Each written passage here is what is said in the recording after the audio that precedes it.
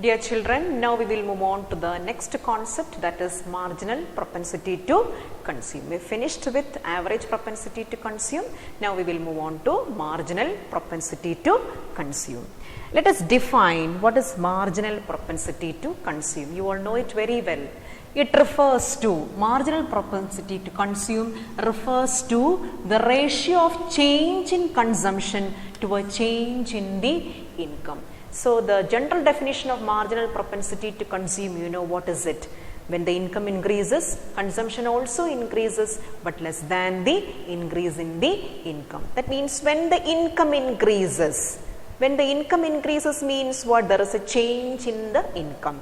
Change in the income can be represented as delta Y, because Y is denoted by the letter, income is denoted by the letter Y. Therefore, change in the income means what? Delta Y. So, when there is an increase in the income, when there is a change in the income, consumption also increases. So, when there is an increase in the income, delta Y, consumption also increases, delta C. That means change in the consumption. So, that is what we have to represent here. So, marginal propensity to consume can be referred as, it refers to the ratio of change in the consumption. Change in the consumption is delta C to a change in the income, which can be represented as delta Y.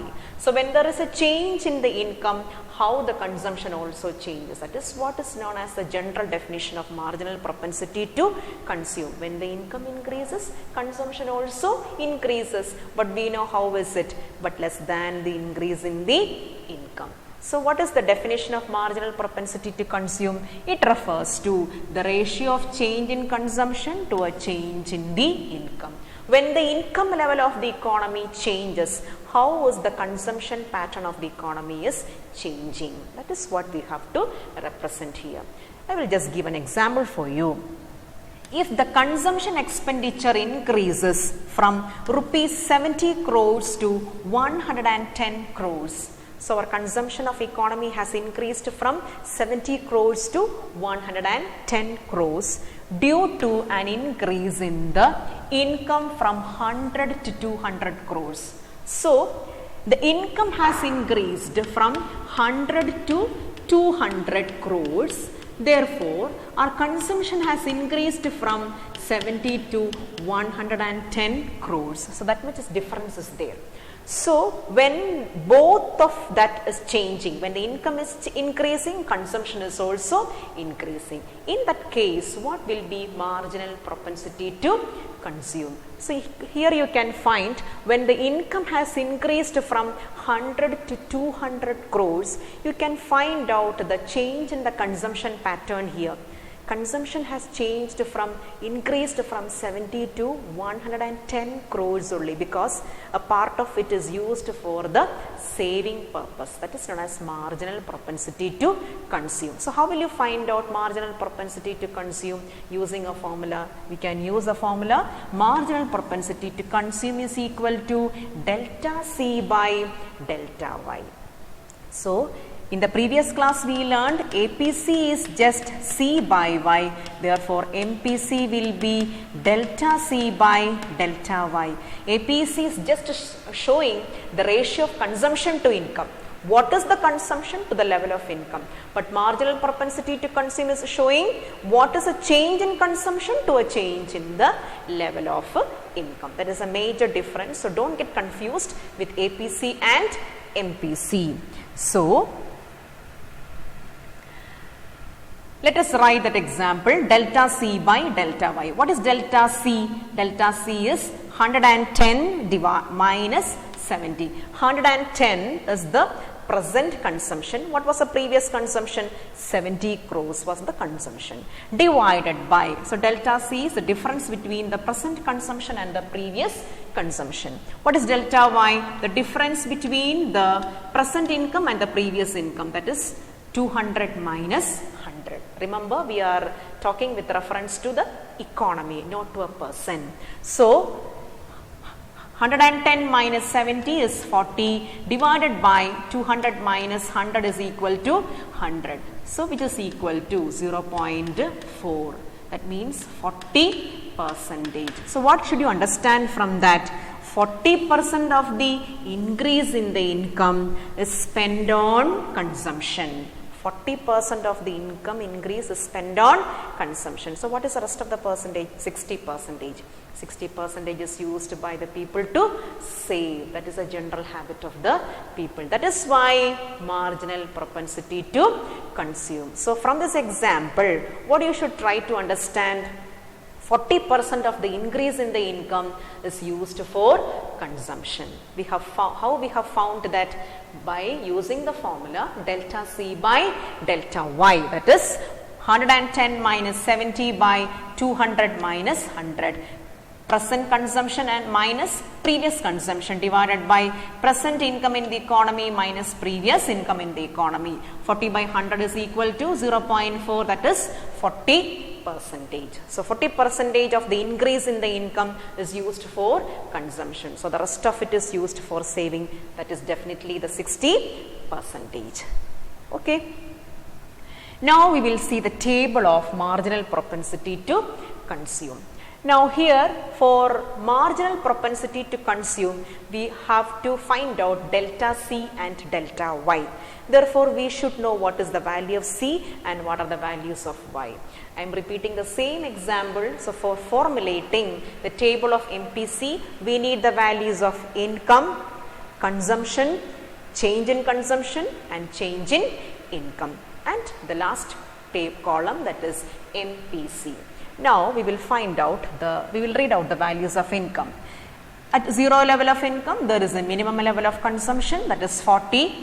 Now here delta C, delta Y, nothing I have written because there is no other values prior to it. MPC is also blank. Now next level, when consumption increases from 40 to 120, isn't it? What is the income level here? 100, because from 0 the income has increased to 100, therefore consumption has increased from 40 to 120. Now what is the delta C here? Delta C here is 80. You know what is the difference between the consumption pattern of 120 and 40. So here delta C is equal to 80. Now what is delta Y? You know delta Y is difference of 100, and delta C everywhere you can find out the difference of 80. For the explanation process, we have taken the value, automatically the values are showing the difference of 80. Therefore delta C is 80 everywhere and delta Y is 100 everywhere. So as per the table, the values are 80 and 100. The changes are 80 and 100 for both consumption as well as income. So here we can find in each and every level the change in the consumption is 80, and here in each and every level you can find the change is 100 over here. So change in the consumption is 80 everywhere and change in income is 100 everywhere. Now in each and every value you can find out MPC. What is the first MPC? First MPC starts with 100 level of income. What is 100 level of income? Delta C by delta Y. You know what the value of delta C is? 80. Delta C is 80. You know the value of delta Y as 100. So 80 by 100 is equal to 0.80. Now this repeats for all the income levels, because you know everywhere the change in the income is 100 and everywhere the change in the consumption is 80. Therefore, the same value you will be getting everywhere throughout the table, because 80 by 100 here, 80 by 100, 80 by 100, 80 by 100 gives all the values as 0.80 as MPC. Now let us draw the diagram based on that table. Now you need not take the exact values to draw the diagram. You can draw in an easy hand, freehand drawing. Now in this diagram, the level of income is taken on the y-x axis and consumption is marked on the y-axis. Now normally you know how do we represent the MPC. You need both income as well as consumption. Income level we have taken it in the x-axis, and consumption you have to draw the curve starting from y-axis. Now why it is starting from y-axis, you know the reason, because of autonomous consumption. So here this particular area can be termed as C bar, that is even at zero level of income there is a minimum level of consumption. So here consumption starts with 0.40, that means this should be the value of 40. So consumption curve starts from the y-axis. Now the initial level of income in the economy is OY1. Did you see this area? OY1. So initial income, initial level of income is OY1. Initial OY1 is the level of income.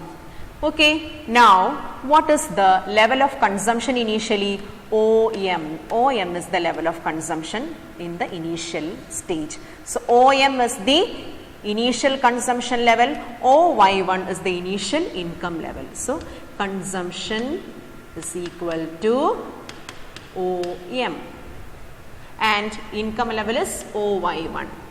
Now when the income increases from OY1 to OY2, this area from Y1 it has increased to Y2.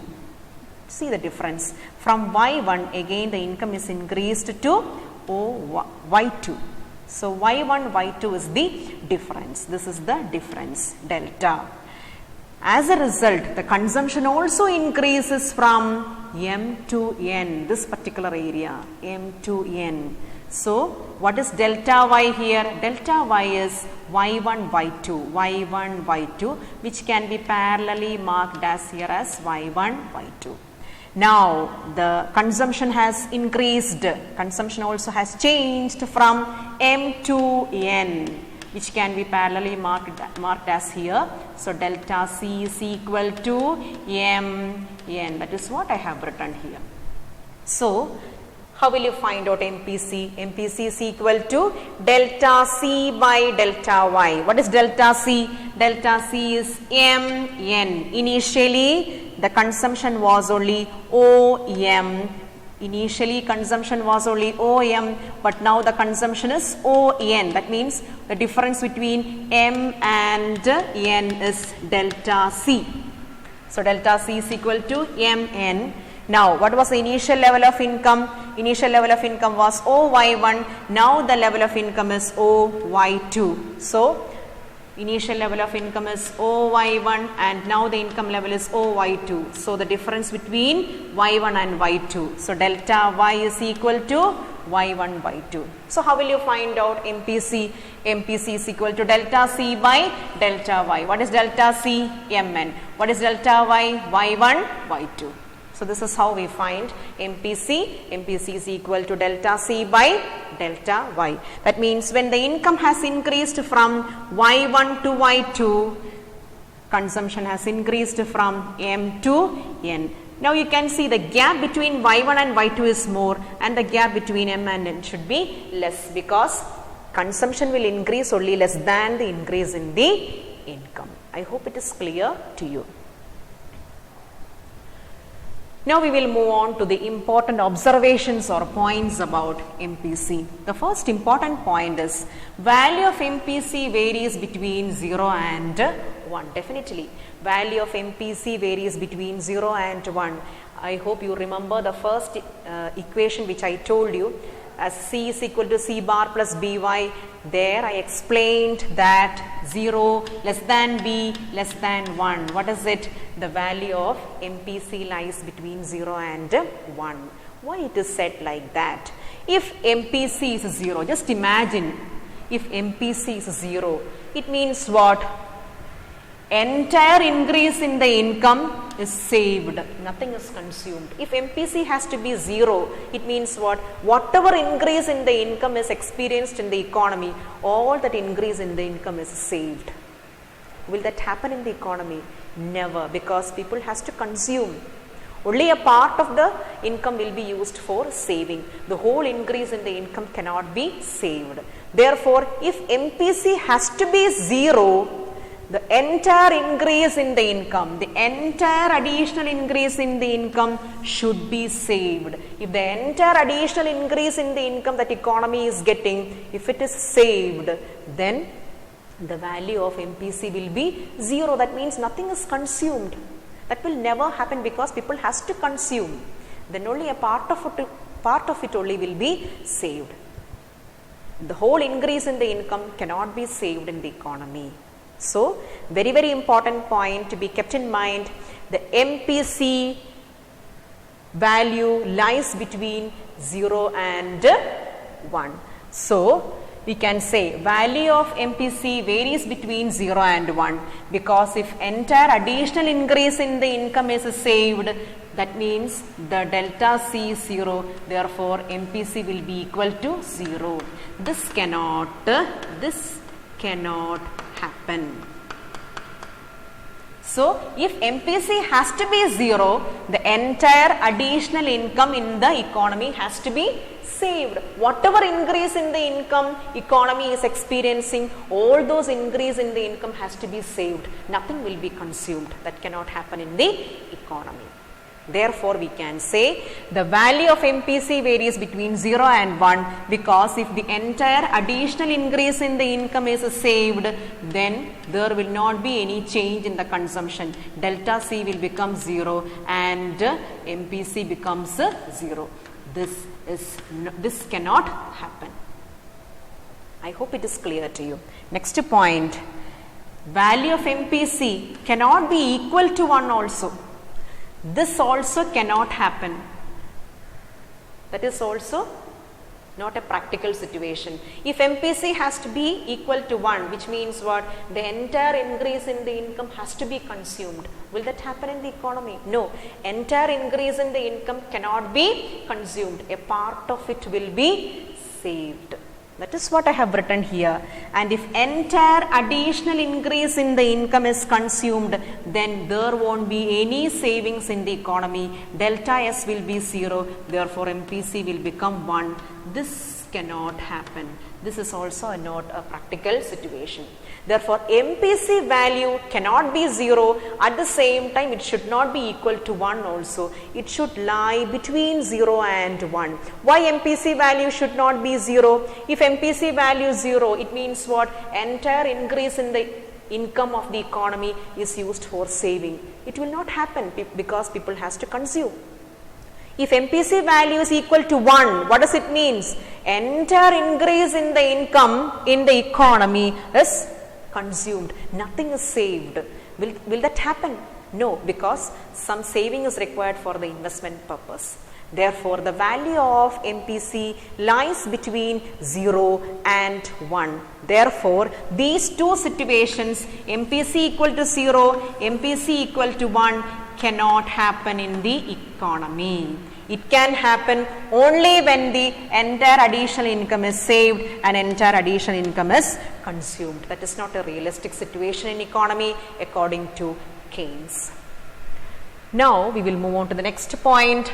Mpc falls with successive increase in the income.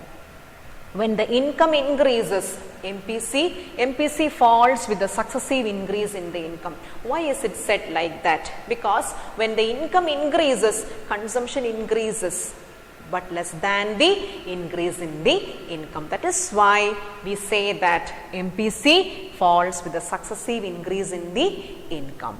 Next point, Mpc of poor is more than the rich. Why is it said that Mpc of poor is more than the rich? Because you know that rich people always have satisfied their minimum standard of living. Poor people, they are not satisfied with their minimum standard of living. Therefore, any increase in the income of those categories of people will be used more and more to satisfy their minimum standard of living. That is to be noted.